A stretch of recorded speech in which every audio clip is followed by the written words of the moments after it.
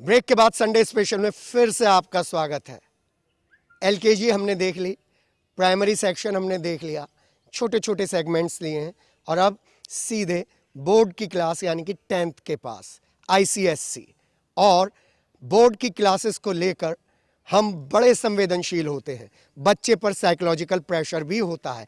इसी प्रेशर को रिमूव करने के लिए किस तरीके से इस लॉकडाउन के पीरियड को आप कन्वर्ट करते हैं अपॉर्चुनिटी में for the preparation of 10th, हमने इस प्रोग्राम को बनाया है और हमारे साथ ये पूरी टीम है।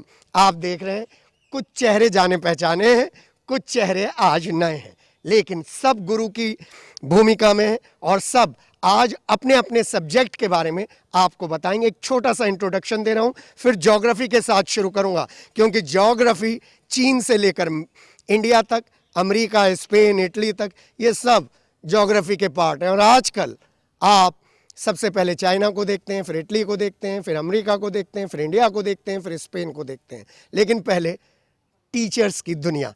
Madam, introduce yourself. Hello everybody, I'm Mrs. Archana Chadda, taking English for 9th, 10th and 11th. हमारे साथ पिछले डिस्कशन में भी थी। Good ma'am. जी ma'am. Hello everyone, I am Mrs. Najmul Seher and I am teaching history and geography in 9th and 10th. जी ma'am. Good morning. I'm Mrs. Sudeepa Datta. I take maths for classes 9th and 10th. Good morning, sir. I am Mrs. Uma Gupta. I am taking 9th and 10th for Hindi. जी। और Good morning to one and all. I am Mrs. Neena Anand and I teach geography. जी हाँ, ये छोटा सा discussion था, introduction था। Teachers लेते हैं बच्चों का इंट्रोडक्शन, आज हम टीचर्स का इंट्रोडक्शन बच्चों को दिलवा रहे हैं। समय बदल रहा है ना, और समय बदल रहा है तो आपको भी एडजस्ट करना है, पेरेंट्स को भी एडजस्ट करना है। आइए चलते हैं लर्निंग की राह पर, सीखने की राह पर, और शुरुआत कर रहे हैं ज्योग्राफी से। मैं सभी टीचर्स को, क्योंकि धूप हो रही है, उनको कहूँगा वो छाया में आ जाएं। हम तो काम धूप में काम करने का है, ये धूप हमारे लिए वरदान की तरह है। जी मैम, ज्योग्राफी बड़ा इंपॉर्टेंट है और आजकल तो जितने भी देशों के बारे में बताया जा रहा है, बच्चे कहीं ना कहीं अपने आप को आपके साथ एसोसिएट कर रहे होंगे। See, children learn about the basics of geography. They start learning right from the primary. They come up to secondary where it is slightly extended. And teaching geography is very interesting both for the teacher as well as for the children. The only drawback in the present situation is that as the school was about to begin, the lockdown began.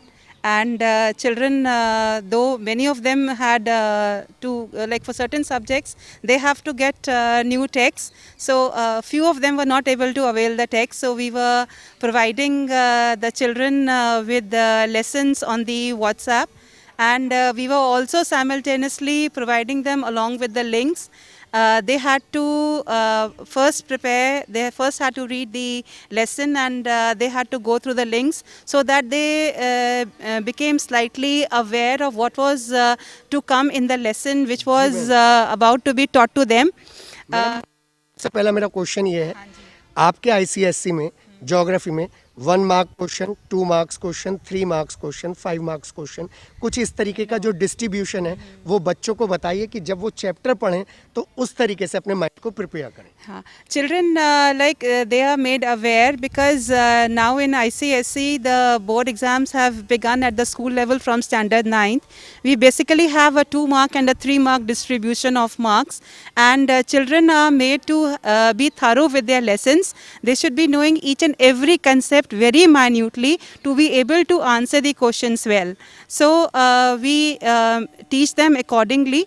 And they are made to prepare accordingly to be able to answer their questions in 2 statements, or at times they have to only answer the question in 1 word. So they are made to prepare the chapter accordingly. So the concept is taught to them.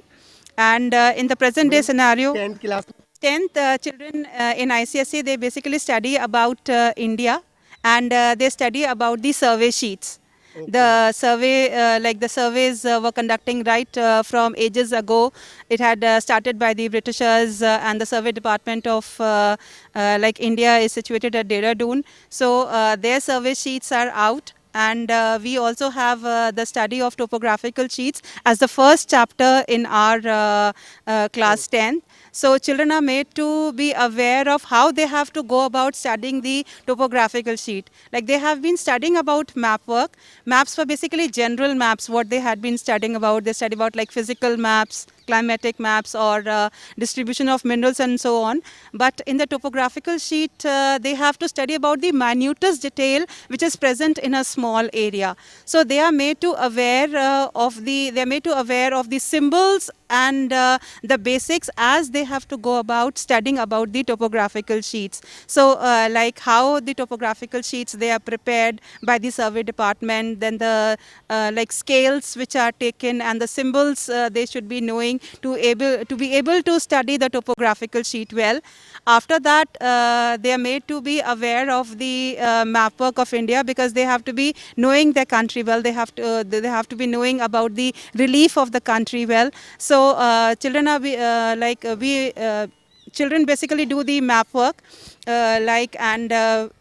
Present day we have not yet done the map work, but then I had been teaching them about the topographical sheets. So I had provided them with the links which they had gone through. Then because there was an absence of the smart board, like everyone is not having a whiteboard at home. So in the absence of the whiteboard, we were focusing on the notebook with a pen. A camera was focused on the notebook, and through that we had been explaining the chapter to the children.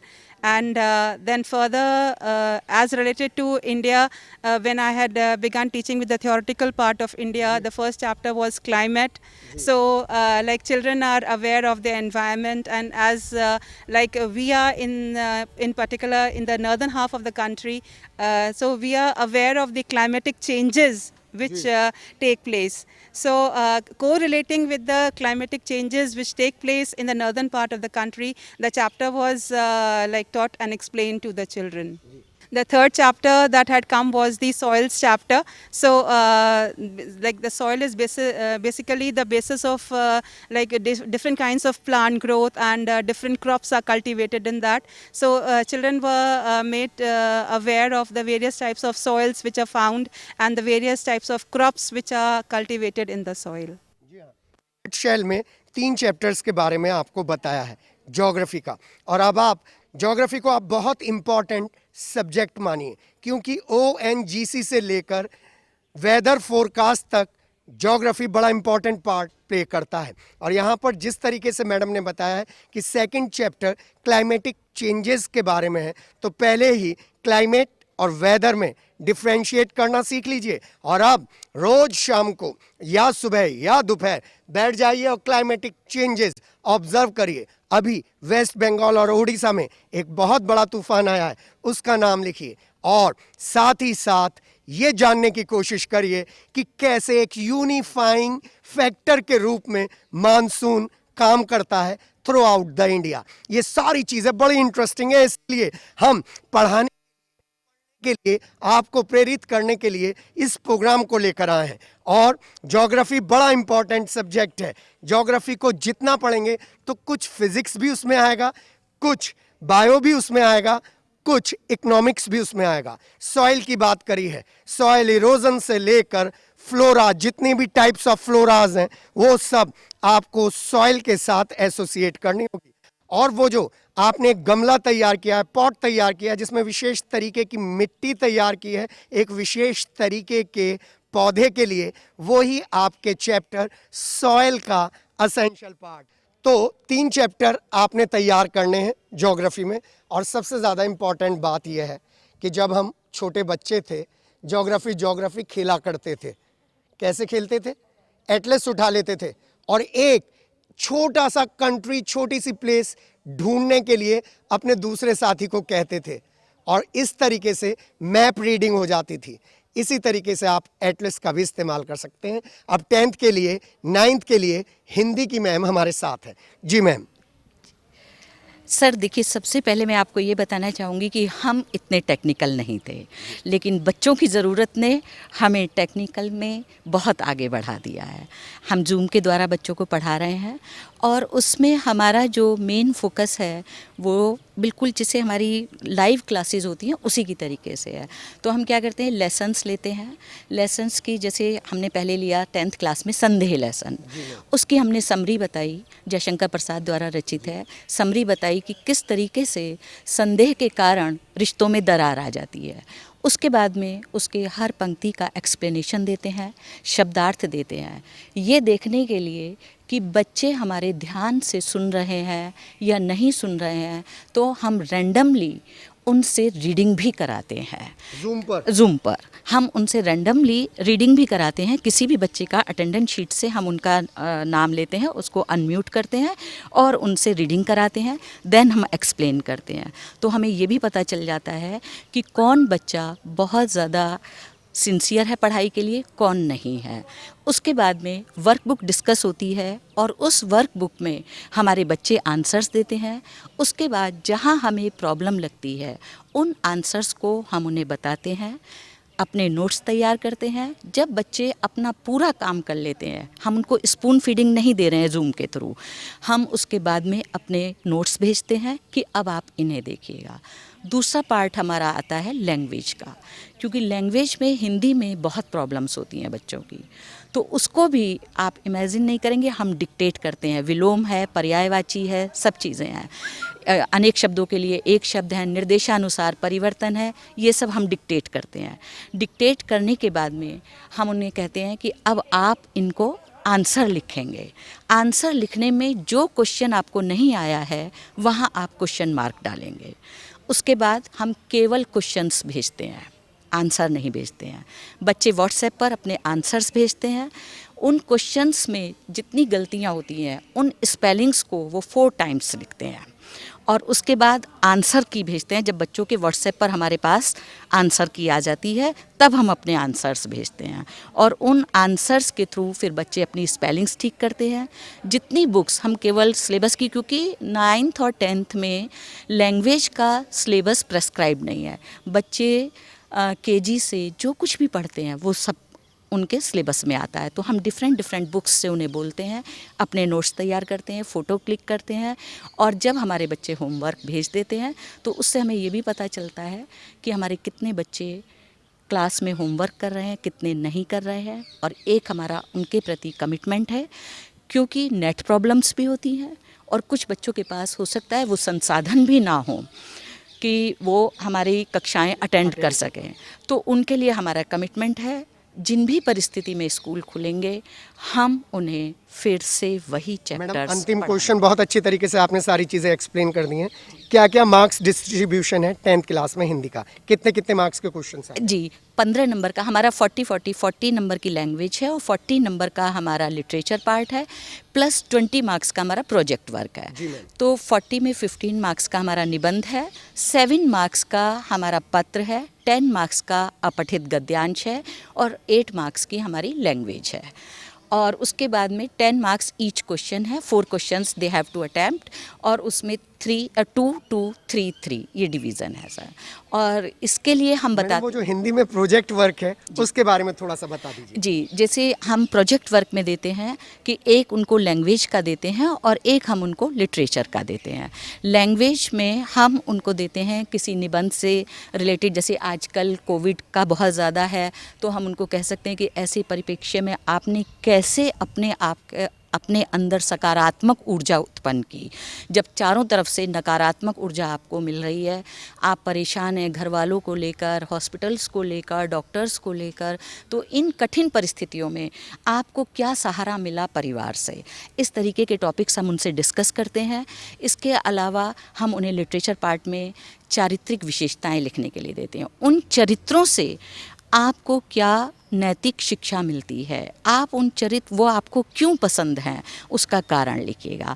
इसके अलावा थोड़े से हमारे orals भी होते हैं, तो वो ओरल जैसी परिस्थिति होगी उसके आधार पर, अदरवाइज़ जूम पर हम सब बच्चों का रिकॉर्ड भी रखते हैं और सारी चीज़ें उनको भेजते भी हैं। जी हाँ, बहुत सारी चीज़ें क्लियर हो गई ना।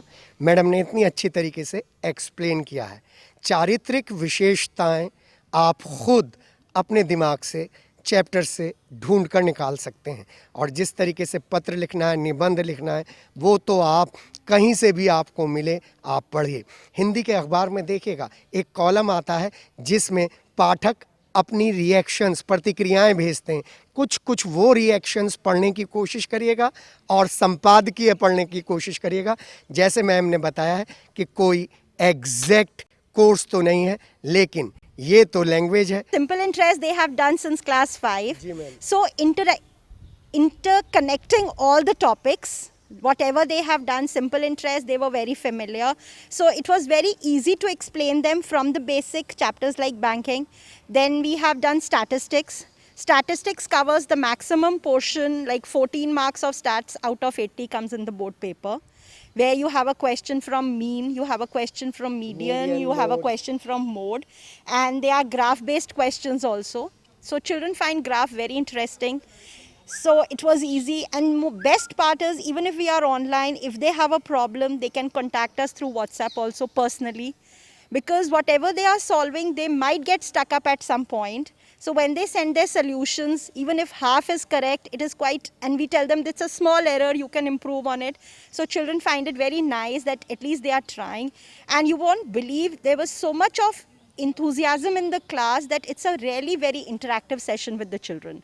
आपके लिए भी नया एक्सपीरियंस है मैम? हाँ जी, 100% नया एक्सपीरियंस है। इनिशियली टेक फ्रेंडली तो हम सब होने की कोशिश कर रहे हैं, लेकिन एक मौका मिल गया। एक मौका मिल गया। मैम थर्ड चैप्टर कौन सा है?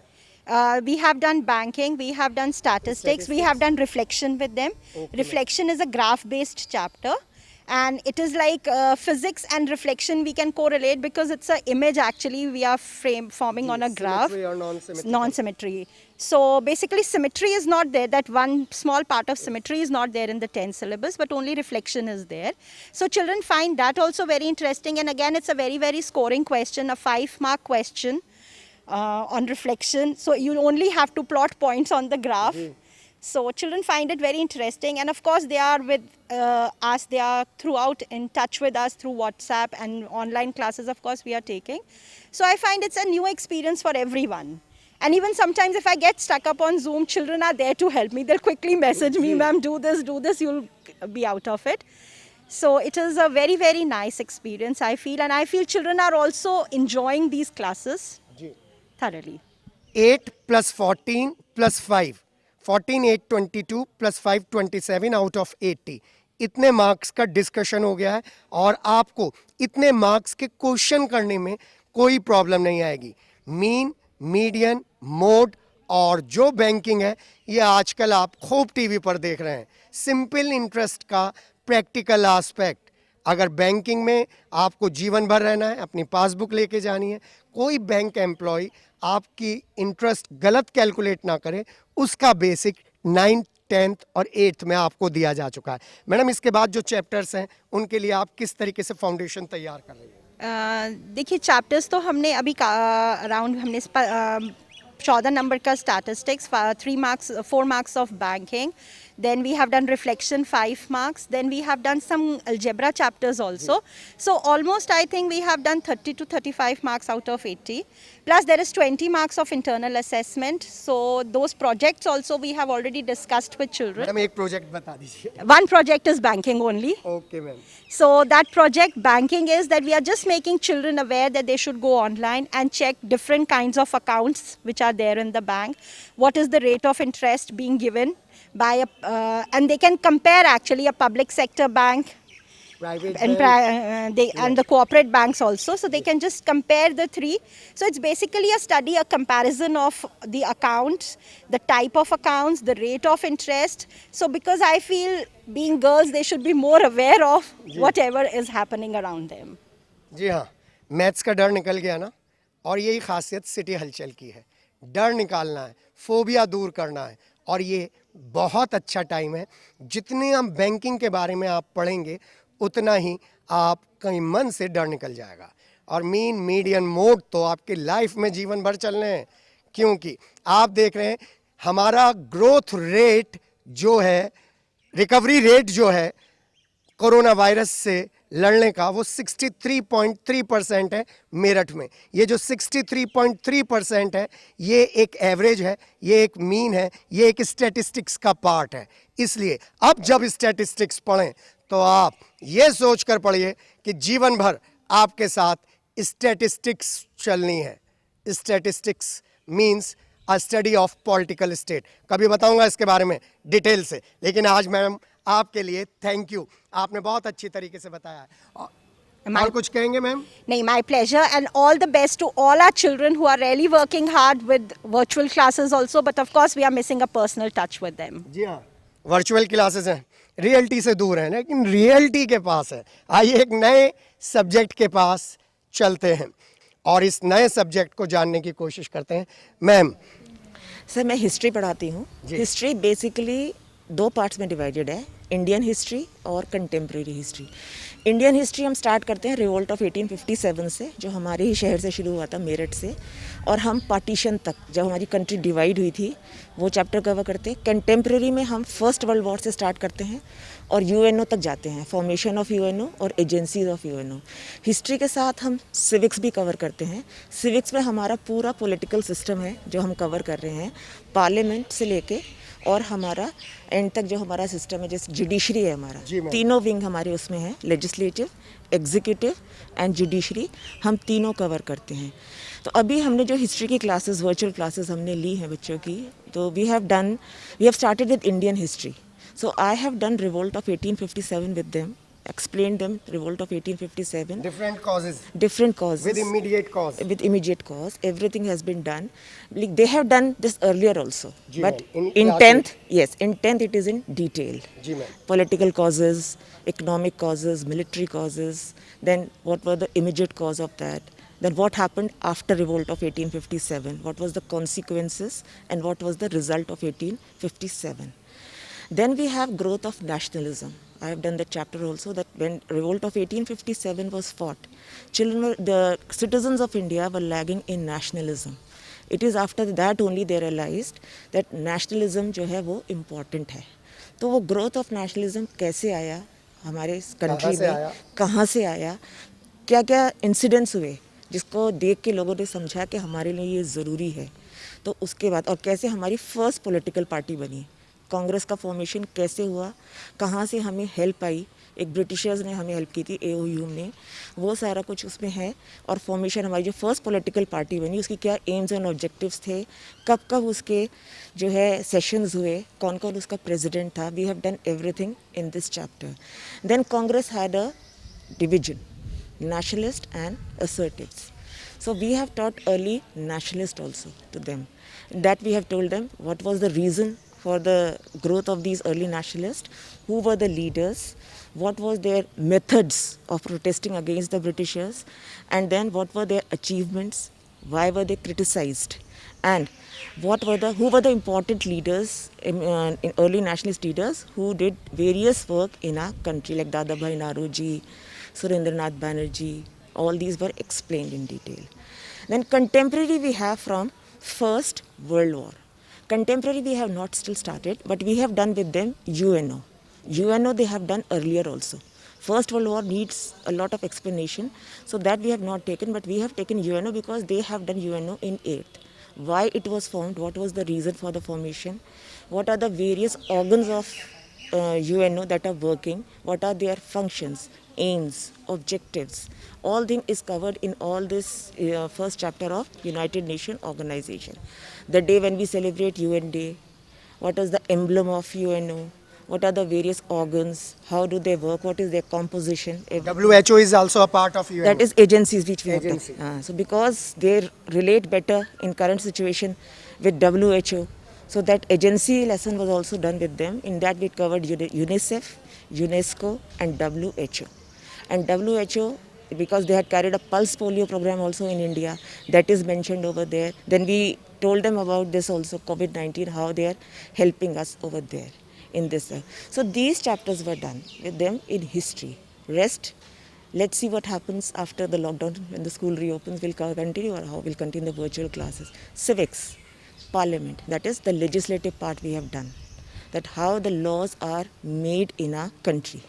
what is the procedure of the session, how many sessions are there, how each session is carried out, what is the procedure, what are the different motions which are there in the parliament, like question hour and censor motion, adjournment motion. What is the difference between prorogation of the House and this adjournment of the House? Speaker. What are the functions of the Speaker? How does the Speaker carry on his work? What are the powers of given to the Speaker of the Lok Sabha? Then we have also done a little bit about the anti-defection law. Okay. Very briefly, it has been explained over there. Then, why is Lok Sabha an important, more important than Rajya Sabha? That we Lower have done. house and Lower upper house, house. upper house, state of council. Then, what are the ways in which Lok Sabha is important? What are the ways in which Rajya Sabha is important? Why is Rajya Sabha known as a permanent house? Because it is never dissolved. Ji, ma'am. That has been done with them. This we have done with them in this. And as far as their project was concerned, we have given them project with the history chapter, and each and every detail has been explained to them. That has to be written, and how many pictures they have to put, that has been done. And the paper, I tell you, they have two sections, section A and section B. In section A, they have compulsory questions, 10 questions of civics, 1 mark each, and 10 questions of history, 2 marks each. So section A, which is compulsory, that is 30 marks. Then in section B, they have 3 questions of civics, 10 marks each, out of which they have to do 2 questions. Then in history, they have 5 questions, 10 marks each. And out of those 5 questions, they have to do 3 questions. In all, long answers 5, 50 marks, and 30 marks compulsory. First section, it comes to total 80 marks they have. जी हाँ, ये हमने आपके career से related बहुत important बात की है। 1857 से शुरू होकर 1914 तक। 1914 मीन्स फर्स्ट वर्ल्ड वॉर। जी हाँ, ये सारी कंटेम्प्रेरी इंडिया और वो इंडिया जहाँ पर हमने अपनी पहली स्वतंत्रता की लड़ाई लड़ी थी, उसके बारे में सब कुछ बताया गया है। और अगर इसको स्टोरी के साथ आप पढ़ेंगे तो मेरा दावा है कि आप जीवन भर नहीं भूल पाएंगे, क्योंकि मेरे हिस्ट्री के टीचर ने मुझको जब पढ़ाया था first world war, second world war, उसकी डेट्स मुझे आज तक याद है। मुझे आज तक याद है 1857 के कॉजेज़, क्योंकि स्टोरी की तरह पढ़ा था। और स्टोरी की तरह पढ़ेंगे तो दिमाग में बिल्कुल चीज़ें दर्ज हो जाएंगी। जी हाँ, ये सारी कंटेम्प्रेरी इंडिया और वो इंडिया जहाँ पर हमने अपनी पहली स्वतंत्रता की लड़ाई लड़ी थी, उसके बारे में सब कुछ बताया गया है। और अगर इसको स्टोरी के साथ आप पढ़ेंगे तो मेरा दावा है कि आप जीवन भर नहीं भूल पाएंगे, क्योंकि मेरे हिस्ट्री के टीचर ने मुझको जब पढ़ाया था first world war, second world war, उसकी डेट्स मुझे आज तक याद है। मुझे आज तक याद है 1857 के कॉजेज़, क्योंकि स्टोरी की तरह पढ़ा था। और स्टोरी की तरह पढ़ेंगे तो दिमाग में बिल्कुल चीज़ें दर्ज हो जाएंगी। कहा भी गया है कि हिस्ट्री ज्योग्राफी बड़ी बेवफा, रात को याद की और सुबह को सफ़ा। जी हाँ, लेकिन ये साफ नहीं होंगी। मुझे मैडम उंगली हिला रही हैं क्योंकि वो ज्योग्राफी की हैं, लेकिन इनको आप कभी नहीं भूल सकते अगर स्टोरी की तरह और पॉइंट की तरह आप याद करेंगे। और अब हम बहुत जल्दी से पहुंच रहे हैं लास्ट पार्ट पर, और ये लास्ट पार्ट मुझे इंट्रोडक्शन देने की ज़रूरत नहीं है। लास्ट पार्ट मैं माइक दे दूंगा मैडम को, अर्चना मैम को, और वो बताएंगी आपको किस तरीके से इंग्लिश में आप प्रिपेयर करें। मैं बीच बीच में मैडम को चेक करता रहूँगा, मेरी हिम्मत नहीं है चेक करने की, लेकिन मैं फिर भी आपकी तरफ से क्वेश्चन पूछता रहूँगा। जी मैम। माइक आप रखिए, पूछिए क्वेश्चंस व्हाटएवर। 10th के लिए मैडम अब बच्चे कैसे स्टार्ट करें बोर्ड की तैयारी सबसे पहले? Right. Good morning, everybody, and all my sweet children who are watching at the moment. And the thing is that now that you are in class 10th, we are continuing from class 9th. The best part of our ICSE English is that we have the same book that we had in class 9th. It continues. So that helps these children, especially at this pandemic time. They have all their material with them. Their books are with them. So as we go, they have to read their stories one by one, very diligently, marking on difficult words, underlining them, taking the dictionary, finding out the meanings. As we do the chapter, we keep on telling them. My personal view always remains that you have to have a pencil in your hand when I'm giving the explanation. Don't worry that the book is getting spoiled. No, children. The best reader is the one who has the pencil in hand and is writing the notes side by side. Making the note in a separate copy, you will forget. जी हाँ, इसलिए मैं कह रहा था कि अर्चना ma'am आ गई हैं, अब मैं ज़्यादा क्वेश्चन नहीं पूछूंगा। मुझे जो जो मेरे टीचर्स बताते हैं ना, वो मैं उससे कोरिलेट करता हूँ। आपके हाथ में बुक है और पेंसिल नहीं है तो आपकी रीडिंग अधूरी है। अगर आप पढ़ना शुरू कर रहे हैं, चाहे आप स्टोरी बुक ही पढ़ रहे हैं, उसमें एक इम्पॉर्टेंट पार्ट आएगा, उसको अंडरलाइन ज़रूर करिए और अगर मौका लगे तो डेट भी डाल दीजिए, जो आपको याद आ जाए कि हाँ, ये इम्पॉर्टेंट बात मैंने उस दिन पढ़ी थी। उस बात की शुरुआत मैम ने अपनी इंग्लिश टीचिंग में कर दी है। इंग्लिश टीचिंग में पेंसिल और किताब का वही रिलेशन है जो सूरज और पेड़ का है। बुक गंदी होगी, गंदी नहीं होगी, सज जाएगी अलग अलग वर्ड मीनिंग से, अलग अलग तरीकों से। जी Very good. I never say that it is getting spoiled. Remember, it is getting adorned with the meanings, with everything that you require. Dubara, when they are going to study again, they will always have the words with them, they will have the meanings with them, and that is what comes into the first preparation. You should be aware of what you are speaking, what you are learning, what you are reading. Otherwise, you will not be able to do it. So, my dear children, always remember the pencil is your weapon to fight your question paper.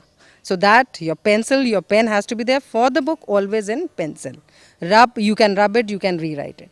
One thing, you know all the meanings, you've done all the reading work. When you are reading, one go, when we read, we don't register. Nobody can register. So, second thorough reading is a must, which becomes at a slower pace because you know what the story is, and then slowly and slowly you grasp on the main points, what the writer is actually focusing upon. See, the questions in the chapters will be based on the focal points. What is the message? Literature is not only to read stories. Every chapter is going to give you some message of life. That hidden message of life, or shown whatever it may be in the story, it can be directly, it can be indirectly, you have to understand. Basically, your questions comes in extract base. Small questions come and they ask you to the point questions, so that what you have read, have you memorized or not? So that gives the check on your memory. Your answers are not required to be very elaborate.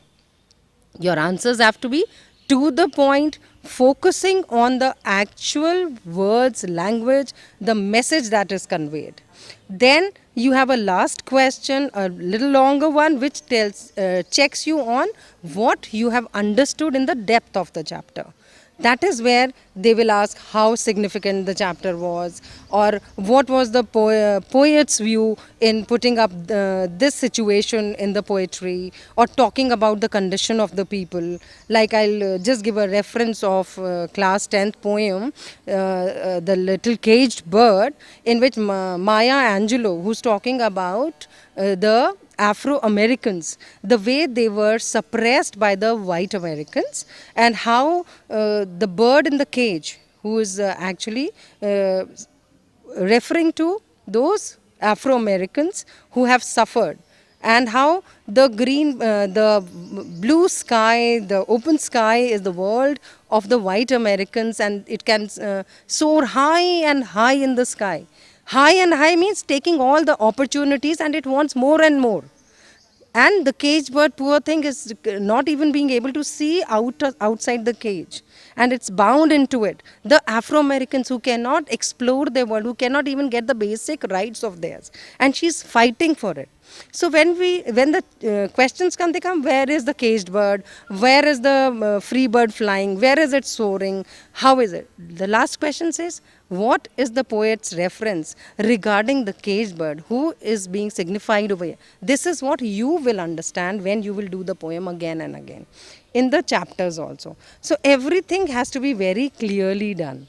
And I'll not say that, sometimes we say the keywords. I'll not say keywords, I'll say important message of the chapter has to be grasped. And children, your writing skill counts a lot. Your writing counts a lot. See, junior classes, you were getting cursive writing books and you used to write. Now, as you grow senior, as you come in a bigger class, you have a lot of writing work. What happens is you forget your margins, you forget your word formation. That is not right. You have to focus upon your good handwriting. Legibility is must. The examiner should be able to understand what you have written, no matter how intelligent you are. If the person cannot understand what you've written, from where will you get the marks? So clarity of your material that you are providing to the examiner is a must. Short, sweet, crisp answers you have to give in a legible handwriting, confidently, to the point, whatever has been asked. And that is the key to success. Hard work, learning, understanding. If you don't understand anything, we are there to help you out in every form. You know, your teachers are always there, and no teacher would ever say that, why are you asking me again and again? You ask us 100 times, we are ready to give you the answers, we are ready to explain. And personally, if I tell about myself, I have told my children, especially the board ones, before the board paper, don't look at the clock. You have a problem, give me a call. I'm just a call away from you. And you see, my children do give me a call. जी हाँ, ID मैंने ma'am के हाथ में दे दी थी, क्योंकि सुनना मुझे बहुत अच्छा लगता है। आपको भी सुनना बहुत अच्छा लगना चाहिए, और जितनी अच्छी बातें बताई गई हैं, ये बोर्ड के प्रिपरेशन के लिए एकदम बिल्कुल सही है। और सबसे बड़ी बात, रीडिंग और राइटिंग, ये दोनों साइड बाय साइड चलनी चाहिए, with your pencil and with your book. और सबसे अच्छी बात, अगर एक चीज़ समझ में नहीं आती है, उसे पहली बार पढ़िए, फिर दूसरी बार पढ़िए, फिर तीसरी बार पढ़िए।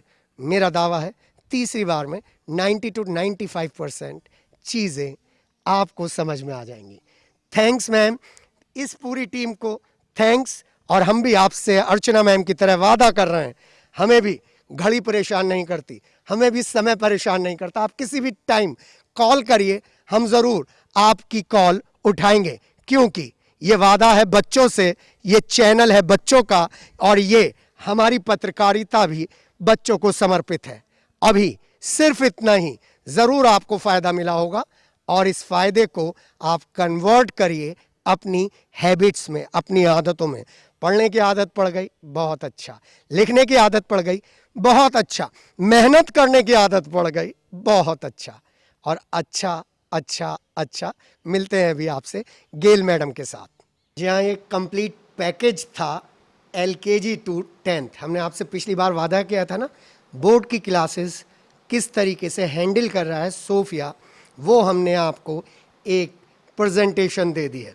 और जितने भी टिप्स आपकी मैम्स ने दिए हैं, उन सबको फॉलो कीजिए, और घर बैठे ही सेल्फ स्टडी का मज़ा लीजिए। मेरे साथ सिस्टर गेल हैं, और सिस्टर गेल ने जिस तरीके से इस पूरी चीज़ को प्लान किया है, उसको देखकर आपको लग गया होगा कि हम घर पर नहीं, सोफिया में हैं अपनी मैम्स के साथ। तो मैम्स के साथ हैं तो प्रिंसिपल मैम के भी साथ रहिए। जी ma'am. Yes, good afternoon, students.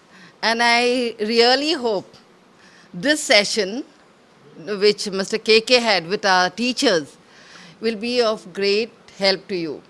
Because I think the teachers are taking every aspect into account to see that they really give you the best. And now it is your turn, how you are going to cooperate and how best you will study from home. Because now very soon we will close down, and you have 1 month, so that during this 1 month, it's with studies, also building relationships, as I've already told you, keeping safe distance at home, being safe at home, and also praying for all the warriors who are really fighting against this COVID-19. Praying especially for the doctors, nurses, the press reporters who are out there, the police personnel, the NGOs who are helping people. And I really think, students, if you do this, you can achieve so much and God will bless you. जी हाँ, तो आपने देखा किस तरीके से सारी चीजें plan की, और मुझे हमेशा सिस्टर गेल एक इंस्पिरेशन देती हैं एक नई चीज स्टार्ट करने की, और मैं एक नई चीज स्टार्ट कर रहा हूं, नो योर प्रिंसिपल मैम। जी हाँ, अब मैं उनसे आपके लिए एक क्वेश्चन पूछने जा रहा हूं जो वो बताएंगी कि मैम जब आप स्टूडेंट थी आप अपनी समर वैकेशन कैसे यूज करती थी? हम तो हमारा ग्रैनी के यहाँ हॉलीडेज के लिए जाते थे, enjoy on the beaches, picnics, and that bonding was to definitely with our grandparents, and not only with our parents but the grandparents, the siblings, the neighbors. We used to really have fun and really enjoy that 1 month of holidays. We used to look forward, so that those days was something very different, and I think those days were really different comparatively. Madam कोई शैतानी जो आपने की हो वो शैतानी बताइए ma'am आप, क्योंकि ये बच्चे जो टीचर होता है ना वो बहुत क्रिएटिव बच्चा रहा होता है अपने स्कूल में। जी ma'am. Sir I was very naughty, हमेशा प्रॉब्लम्स मम्मी को क्रिएट करती थी, और मम्मी को पता ही था कि मैं बहुत शैतान बच्ची थी, but I think I also used to take responsibility for what I did. I never said no. I said if I did a mistake, yes. I went out of the way and did things differently, which was not according to the liking of my parents. I said, yes, I will not do it again. But I enjoyed doing fun, I enjoyed doing mischief, but I also respected the rules and regulations that my parents set. So fun. जी हाँ, लबों पर मुस्कान आ गई, हंसी आ गई कि हमारी ma'am भी शैतानी करती थी। आज थोड़ी सी शुरुआत करिए, धीरे धीरे सारी शैतानियां जानेंगे अपनी प्रिंसिपल मैम सिस्टर गेल के लिए। लेकिन एक बात है जो उन्होंने अपने इस डिस्कशन में कही है, शैतानी ज़रूर करते थे लेकिन रेस्पॉन्सिबिलिटी भी लेते थे। जी हाँ, they are two important concepts. मैं हमेशा उसको बताता हूँ, एक फ्रीडम, एक डिसिप्लिन, और उसमें आता है बीच में वर्ड रेस्पॉन्सिबिलिटी। जी हाँ, बी रेस्पॉन्सिबल, अपना काम खुद करिए, दिल से करिए, माता पिता के साथ मिलकर कीजिए, और कुछ मत छुपाइए अपने टीचर्स को और अपने पेरेंट्स को, सब कुछ बताइए, तभी आप भी सिस्टर गेल जैसी फेमस बनेंगी और सक्सेसफुल बनेंगी। फिलहाल संडे स्पेशल में अभी इतना ही। कैसा लगा हमारा कार्यक्रम 10th LKG और 5th के साथ, हमें ज़रूर बताइएगा। आपके फीडबैक का हमें इंतज़ार रहता है। मेरे सहयोगी सिद्धार्थ, राजेश और पूरी सिटी हलचल टीम के साथ सिस्टर गेल, थैंक यू।